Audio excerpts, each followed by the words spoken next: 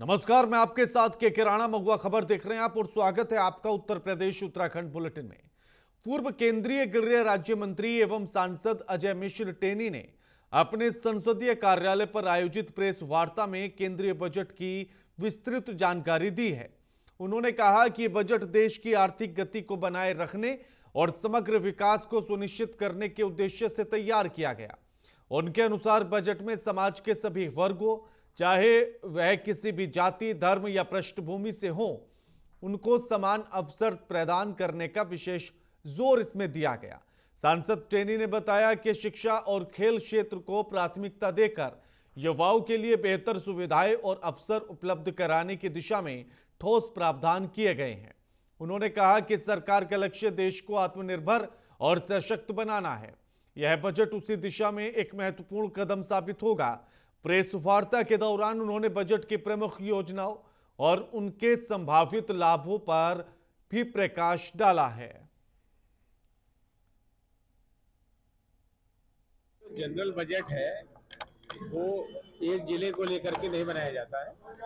जो general budget Bharat सरकार ने 2026-27 का प्रस्तुत किया है, उसमें 2047 तक विकसित भारत का जो हमारा संकल्प है उसके प्रति प्रतिबद्धता दिखती है। और उसके लिए जो तीन प्रमुख बातें हैं, नंबर एक, हमारी जो आर्थिक गति है, जो गति की रफ्तार है वो निरंतर बनी रहे और हमारी जो जीडीपी वृद्धि दर है 7% से अधिक रखने का लक्ष्य वो हमारा बना रहे। उसके ऊपर हमने काम किया है, जिसके लिए न केवल राजस्व घाटे पर नियंत्रण रखने की बात की गई है, राजकोषीय घाटे को भी वित्तीय नियंत्रित करने का प्रयास किया गया है और आदर्श स्थितियां बनी रहे, उस दृष्टि से सरकार ने काम किया है। आज लखीमपुर खीरी में पूर्व गृह राज्य मंत्री अजय मिश्र टेनी ने प्रेस वार्ता का आयोजन किया, जिसके तहत उन्होंने आज बजट पर चर्चा की। जो अभी हाल ही में केंद्र सरकार द्वारा बजट प्रस्तुत किया गया उसके बारे में उन्होंने विस्तृत रूप से चर्चा की। उनके द्वारा बताया गया कि इस बजट से देश को आर्थिक रफ्तार मिलेगी और वहीं इस बजट के अंतर्गत गरीबों, महिलाओं, किसानों, बच्चों को कई तरीके के फायदे मिलेंगे। ये बजट आने वाले समय में देश के लिए मील का पत्थर साबित होगा। इस बजट पर चर्चा करते हुए उन्होंने बताया कि लखीमपुर खीरी में भी इससे कहीं न कहीं कुछ फायदे मिलेंगे, जिससे आम जनमानस को सुविधा मिलेगी। लखीमपुर खीरी से महुआ खबर के लिए राजीव मिश्रा। उत्तर प्रदेश के डिप्टी सीएम ब्रजेश पाठक हाल ही में फिल्म गोदान देखने के लिए पहुंचे। इस अवसर पर बीजेपी के वरिष्ठ नेता नीरज सिंह और आनंद द्विवेदी भी मौजूद रहे। फिल्म में आरएसएस के द्वारा गौसेवा के संरक्षण और संवर्धन के कार्यों को प्रमुखता से दिखाया गया। फिल्म का संदेश समाज में गौसेवा को महत्व को उजागर करना और लोगों में जागरूकता पैदा करना है। यह कहानी न केवल सामाजिक संदेश देती है, बल्कि ग्रामीण और शहरी दोनों वर्गों के दर्शकों को भी जोड़ने का प्रयास करती है। उत्तर प्रदेश सरकार ने इस फिल्म को टैक्स फ्री घोषित किया है, जिससे इसे से अधिक लोग देख सकें, समाज में इसे संदेश का व्यापक प्रभाव हो। डिप्टी सीएम ब्रजेश पाठक ने फिल्म की सराहना करते हुए कहा कि ऐसे प्रयास समाज में सकारात्मक बदलाव लाने में मदद करते हैं और युवाओं को प्रेरित करते हैं।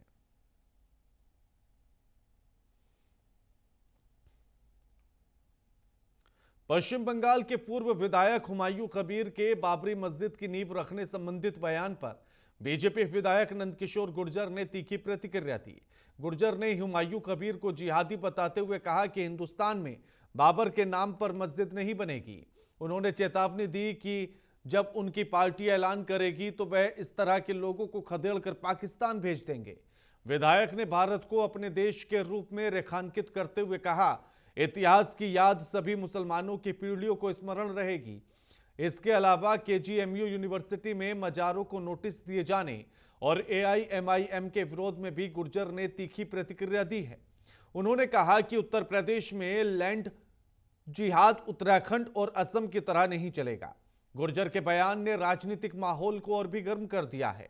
विवाद के नए मोड़ सामने आ रहे हैं। देखिए,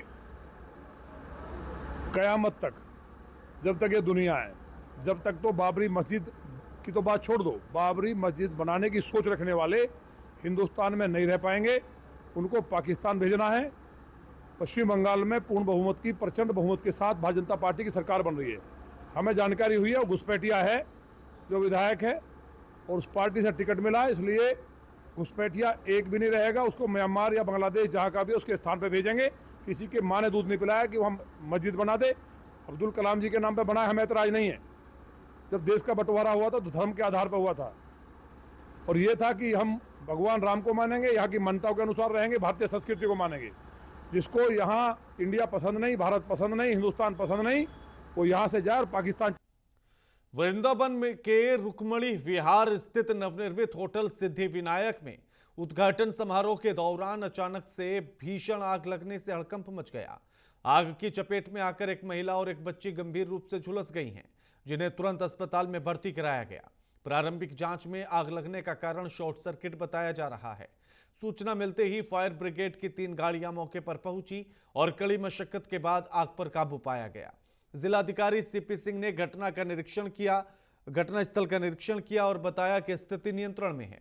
घायलों को समुचित उपचार दिया जा रहा है।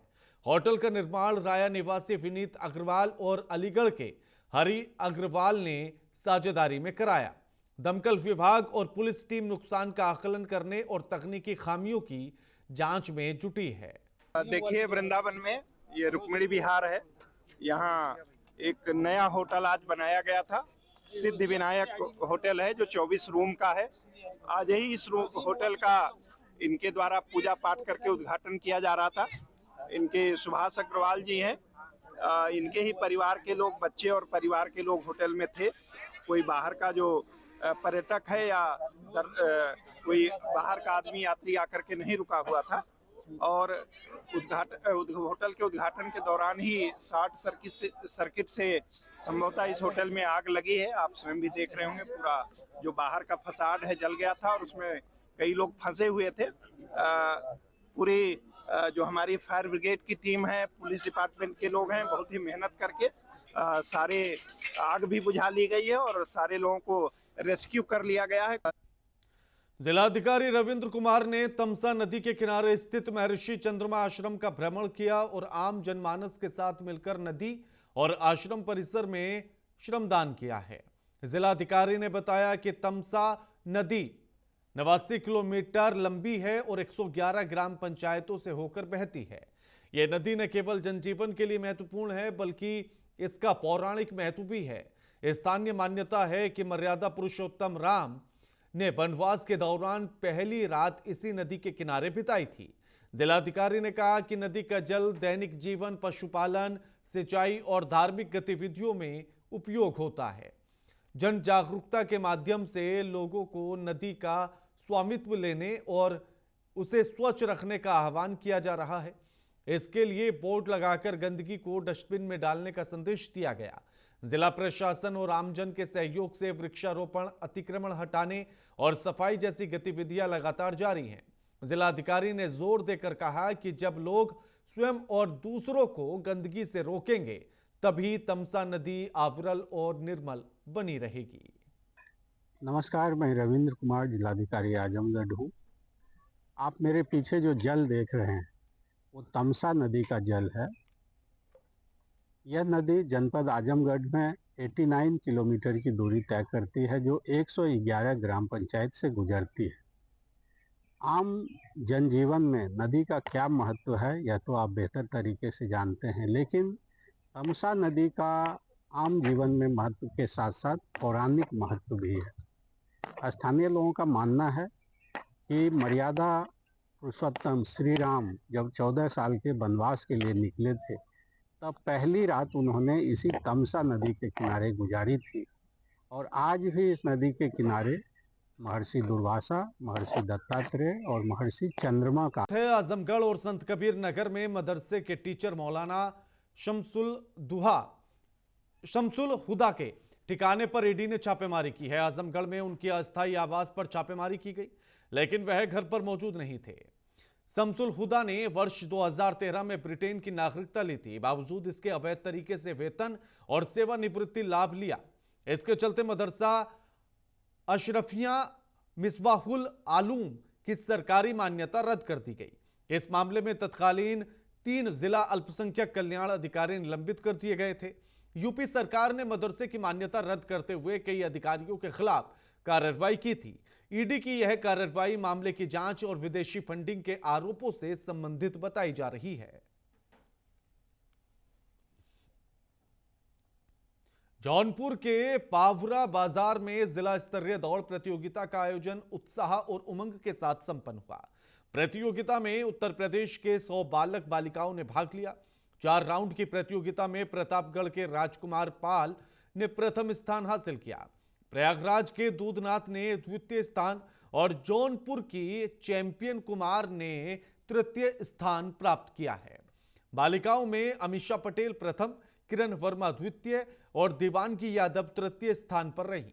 मुख्य अतिथि फरमान पूजनीय गुरुदेव भगवान सरकार जी की उपस्थिति ने कार्यक्रम को आध्यात्मिक ऊर्जा से भर दिया। प्रतापगढ़ से आए राकेश सिंह ने सभी प्रतिभागियों का उत्साहवर्धन करते हुए कहा कि खेल केवल शरीर नहीं बल्कि मन और व्यक्तित्व को भी मजबूत बनाता है। सभी प्रतिभागियों को उज्जवल भविष्य के लिए शुभकामनाएं दी गई हैं।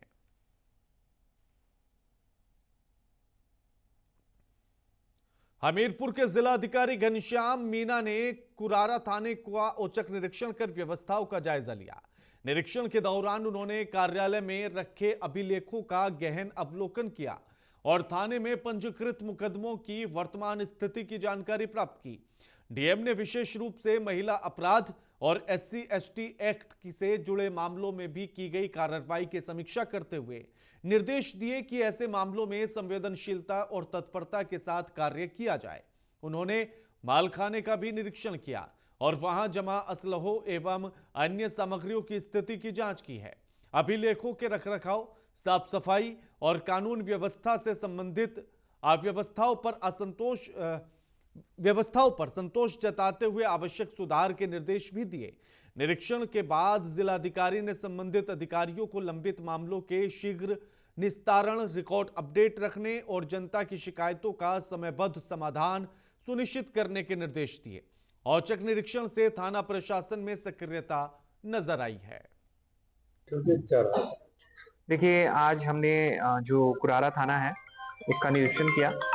निरीक्षण के क्रम में यहाँ पे SHO साहब और अन्य जो पुलिसकर्मी है वो उपस्थित थे। जो इनके यहाँ पे जितने हमारे रजिस्टर्स होते हैं, जो भी विभिन्न जो वाद होते हैं उनके रजिस्टर हैं, उनको हम लोग ने देखा, उनकी पेंडेंसी देखी और साथ ही जो पुलिसकर्मी हैं, SHO साहब हैं, इन सबको इंस्ट्रक्शंस दिए कि जिन केसेस को जल्द से जो इम्पोर्टेंट केसेस हैं उनका जल्द से जल्द चार्जशीट पे लेके जाएं उनको। साथ ही जो भी अभी नए जो केसेस दर्ज हुए हैं उसमें यथाशीघ्र उचित कार्रवाई की जाए। अभी मालखाने का भी हम लोग ने निरीक्षण किया है और उसमें भी कुछ दिशा निर्देश जो यहाँ पे उपस्थित SHO साहब और अन्य पुलिसकर्मी को दिए हैं। प्रयागराज के खुसरोबाग स्थित विद्युत उपखंड कार्यालय में तैनात SDO संजीव कुमार श्रीवास्तव को भ्रष्टाचार निवारण संगठन की टीम ने 10,000 रुपए रिश्वत लेते हुए रंगे हाथ गिरफ्तार किया। कार्रवाई दोपहर करीब 12:02 पर की गई।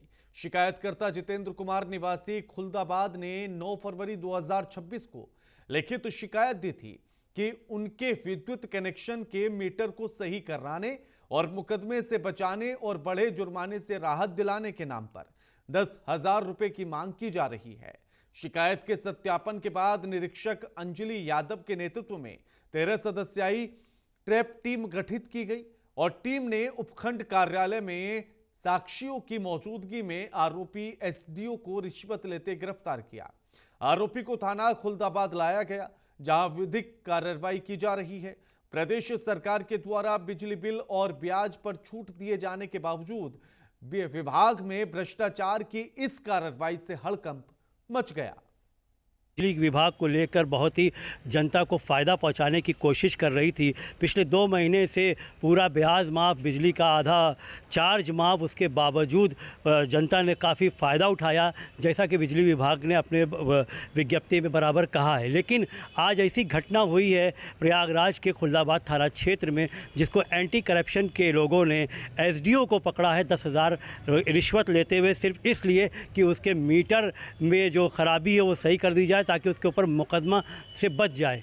लेकिन उपभोक्ता ने डायरेक्ट एंटी करप्शन को कॉल किया और उनको बताया कि इस तरीके से मेरे साथ घटना हो रही है। और आज एंटी करप्शन ने एसडीओ को संजीव कुमार श्रीवास्तव को रंगे हाथ पकड़ा।